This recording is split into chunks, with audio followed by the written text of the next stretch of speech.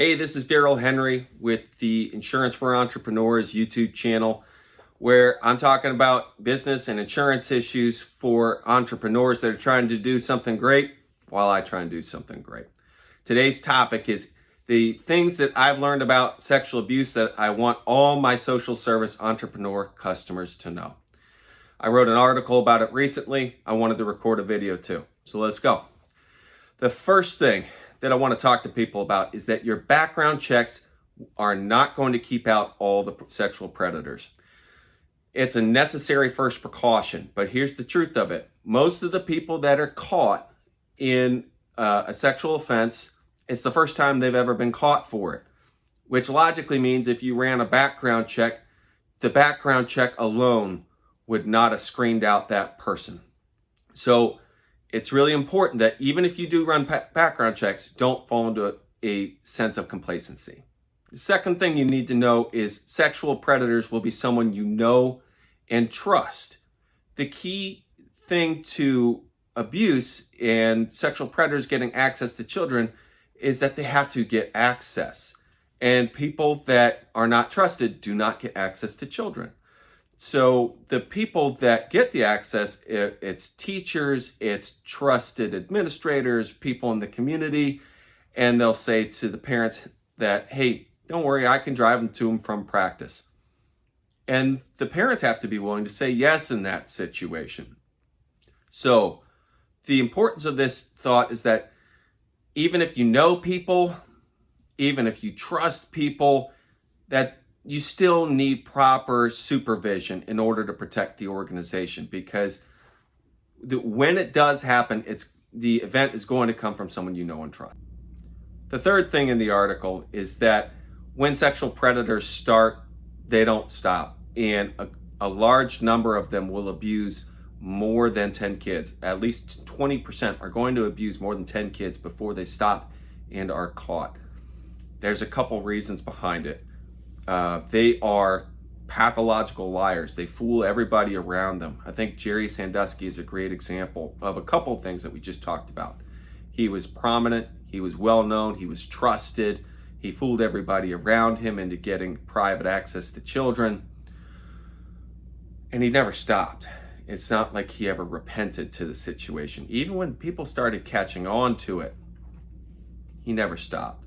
So it's really important, if you do have a sense of an allegation, if there is even a whiff of it, you got to act swiftly and you have to act firmly. Which brings me to my next point about how do sexual predators get away with it. They target at-risk youth. They target vulnerable people. The reason behind this is that when people start coming forward, it becomes a finger-pointing game. So it goes back to an earlier part of the video where I was talking about it's usually someone you know and trust that's doing it, because they're the ones that get access. They're also the ones that get away with it multiple times, because when allegations come forward, the community trusts them. They don't want to believe this information. And if they're targeting at-risk youth or at-risk or vulnerable people, and it's a he said, she said situation, the community many times will prefer the testimony of the predator versus the victim, because the victim will have behavioral issues. There'll be other things going on that say, that person's not totally trustworthy, even if they're telling the truth in this particular situation. It's why every situation needs to be thoroughly investigated. So since we've talked about why every situation needs to be thoroughly investigated, let's start talking about this from the victim's perspective. Power dynamics can make it very difficult to come forward. I think we've seen this scenario play out in the news many, many times, where you'll have a powerful person with a lot of influence, and there's a victim that hasn't said anything for 5, 10, 20, 30 years, and then they come forward. And then at that point, once one person comes forward, now a lot of people come forward. And part of the reason for this is power dynamics make it very difficult for people to say anything.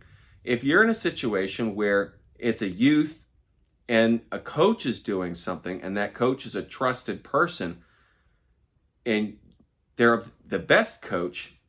Think about USA Gymnastics on this one. If you come forward and say something bad about the coach, you may get kicked off the USA Gymnastics team. You may lose your scholarship. Or if you're a woman at a church that's had an affair with the pastor, you may be kicked out of the church. You may be socially isolated for saying something that's unpopular. So the power dynamics can make it very difficult for a victim to come forward and say something. Another reason why it's very important to thoroughly investigate, and really, you shouldn't do it yourself, because sexual offenders are pathological liars. They're great liars. They've got a lot of influence, and there are people who do this professionally. They're called the police. Allow them to go do their job. The next thing I wrote about in the article that I want to talk about is, so we've been talking a lot about what do sexual predators look like, what do sexual offenders look like, how do they do it, who do they target, and then the people. Now we got to think about this from the business's perspective, your operations perspective. How do you protect yourself? And when you go to court, the thing that the insurance company is going to use to protect you are your policies and procedures and whether you followed them. I work with a lot of social service organizations, and when I ask for written policies and procedures, it's a real mix what I get. Sometimes it's a one-pager out of the handbook. Sometimes it's well thought out. A lot of times it was done for compliance reasons. There wasn't a whole lot of thought put into it. But that is your sword and shield in court. What's your written documentation say, and did you follow it? So that's why a lot of insurance companies will drill down and they want to see what's there, because a lot of them, you're asking them to pay the lawsuit. And so if they're going to pay the lawsuit, they want to make sure they get to go into battle with the appropriate sword and shield. And along that same line, this is the next point in the article I wrote. Abuse scandals can ruin the reputation of your business, and it can put you out of business. I've seen this with child care centers. I've seen it with churches. You can see it with schools. There'll be there'll be something in the news that shows a video of a teacher pushing a kid or throwing a kid. And God knows why that teacher recorded pushing the kid, but they did. And then 3 months later, that center has lost their license and they're closed.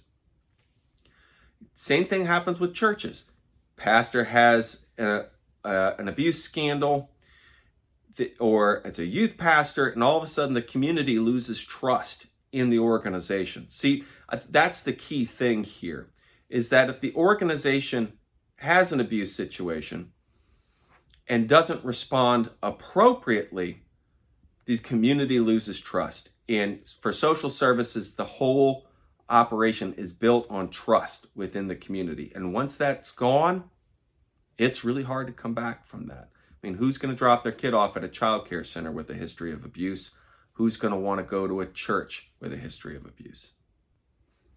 And the last thing that I wanted to talk about, because it changed my perspective, is abuse will challenge all your prejudices.